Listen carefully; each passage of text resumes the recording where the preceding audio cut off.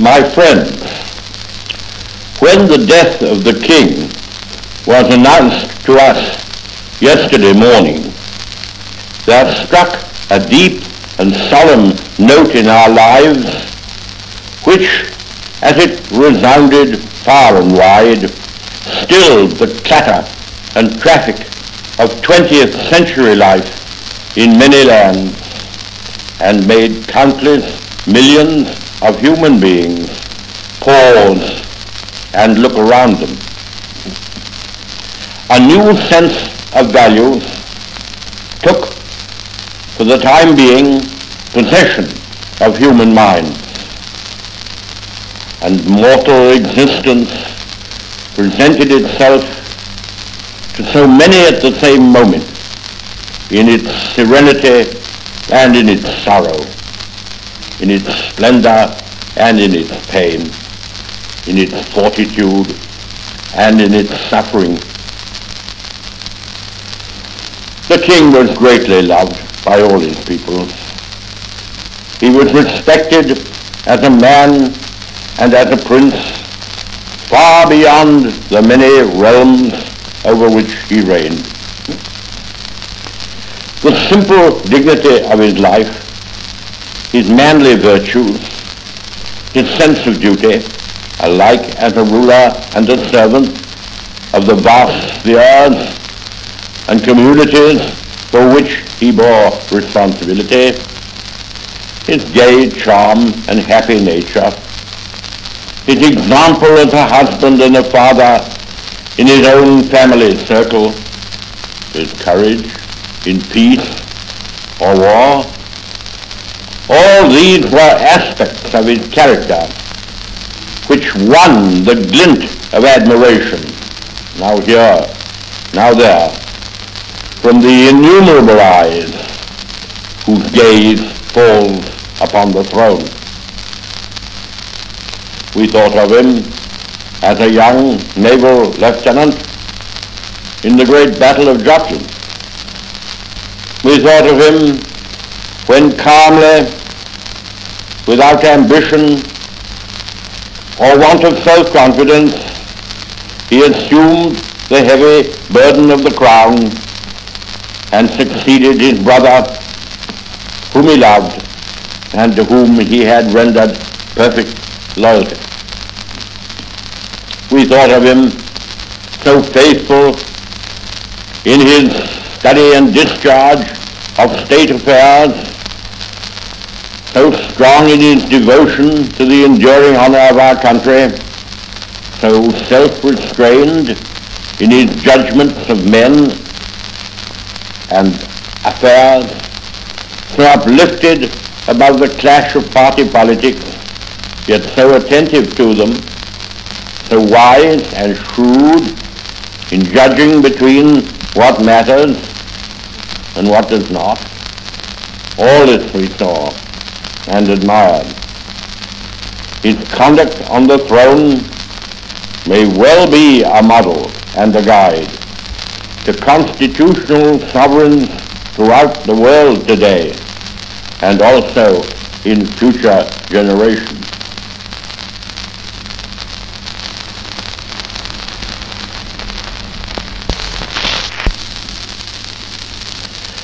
The last few months of King George's life, with all the pangs and physical stresses that he endured, his life hanging by a thread from day to day, and he all the time cheerful and undaunted, stricken in body, but quite undisturbed and even unaffected in spirit.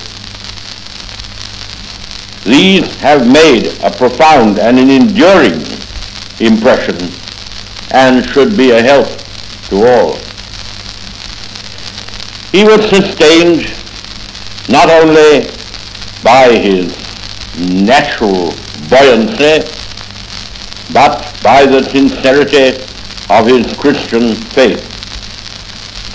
During these last months, the King walked with death, as if death were a companion an acquaintance whom he recognized and did not fear. In the end, death came as a friend, and after a happy day of sunshine and sport, and after good night to those who loved him best, he fell asleep. As every man or woman who strives to fear God and nothing else in the world may hope to do. The nearer one stood to him, the more these facts were apparent. But the newspapers and photographs of modern times have made vast numbers of his subjects able to watch with emotion the last months of his pilgrimage. We all saw him approach his journey's end. In this period of mourning and meditation, amid our cares and toils, every home in all the realms joined together under the crown may draw comfort for tonight and strength for the future from his bearing and his fortitude. There was another tie between King George and his people. It was not only sorrow and affliction that they shared. Dear to the hearts and the homes of the people is the joy and pride of a united family. With this, all the troubles of the world can be borne, and all its ordeals at least confronted. No family in these tumultuous years was happier or loved one another more than the royal family around the king.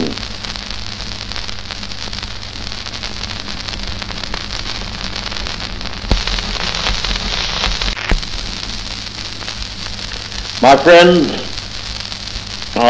no minister, I suppose no minister, I'm sure no minister, saw so much of the king during the war as I did. I made certain he was kept informed of every secret matter, and the care and thoroughness with which he mastered the immense daily flow of state papers made a deep mark on my mind. Let me tell you another fact. On one of the days when Buckingham Palace was bombed, the king had just returned from Windsor. One side of the courtyard was struck, and if the windows opposite, out of which he and the Queen were looking, had not been, by the mercy of God, open, they would both have been blinded by the broken glass instead of being only hurled back by the explosion. Amid all that was then going on, although I saw the king so often, I never heard of this episode till a long time after.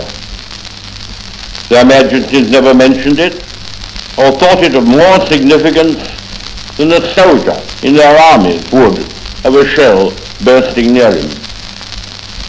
This seems to me to be a revealing trait in the royal character. There is no doubt that of all the institutions which have grown up among us over the centuries or sprung into being in our lifetime, the constitutional monarchy is the most deeply founded and dearly cherished by the whole association of our people. In the present generation, it has acquired a meaning incomparably more powerful than anyone had dreamed possible in former times.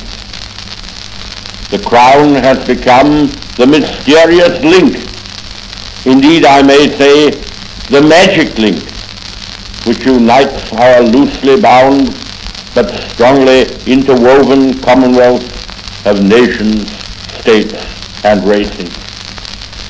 Peoples who would never tolerate the assertions of a written constitution which implied any diminution of their independence are the foremost to be proud of their loyalty to the crown.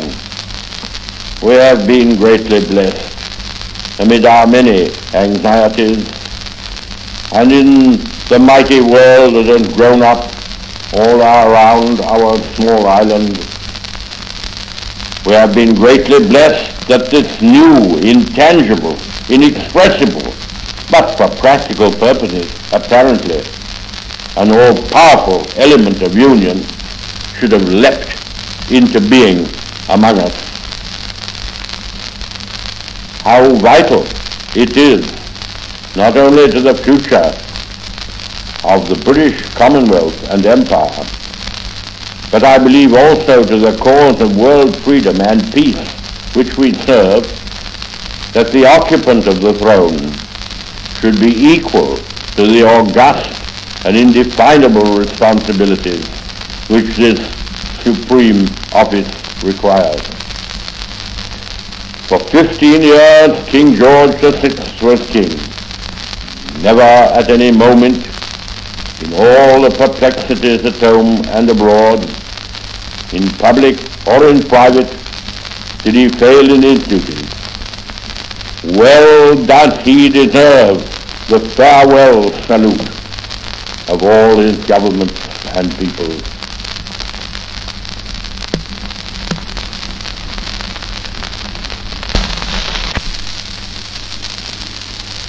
My friends, it is at this time that our compassion and sympathy go out to his consort and widow. Their marriage was a love match with no idea of regal pomp or splendor. Indeed, there seemed to lie before them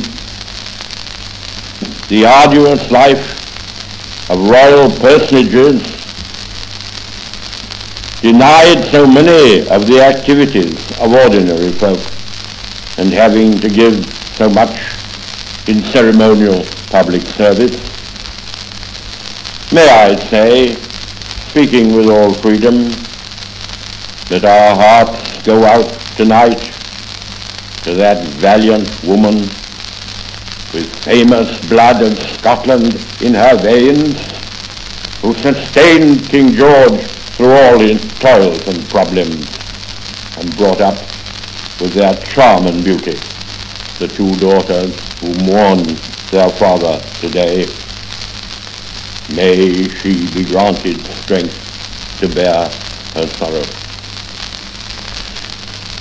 To Queen Mary, his mother, another of whose sons is dead, the Duke of Kent having been killed on active service, there belongs the consolation of seeing how well the King did his duty and fulfilled her hopes, and of always knowing how much he cared for her. Now I must leave the treasures of the past and turn to the future. Famous have been the reigns of our queens. Some of the greatest periods in our history have unfolded under their scepter. Now that we have the second Queen Elizabeth also ascending the throne in her 26th year, our thoughts are carried back nearly 400 years to the magnificent figure who presided over and in many ways embodied and inspired the grandeur and genius of the Elizabethan age. Queen Elizabeth II, like her predecessor, did not pass her childhood in any certain expectation of the crown. But already we know her well, and we understand why her gifts and those of our husband, the Duke of Edinburgh, have stirred the only part of our Commonwealth she has yet been able to visit. She has already been acclaimed as Queen of Canada. We make our claim too, and others will come forward also. And tomorrow, the proclamation of her sovereignty will command the loyalty of our native land and of all other parts of the British Commonwealth and Empire. I, whose youth was passed in the august, unchallenged, and tranquil glories of the Victorian era, may well feel a thrill in invoking once more the prayer and the anthem. God save the Queen!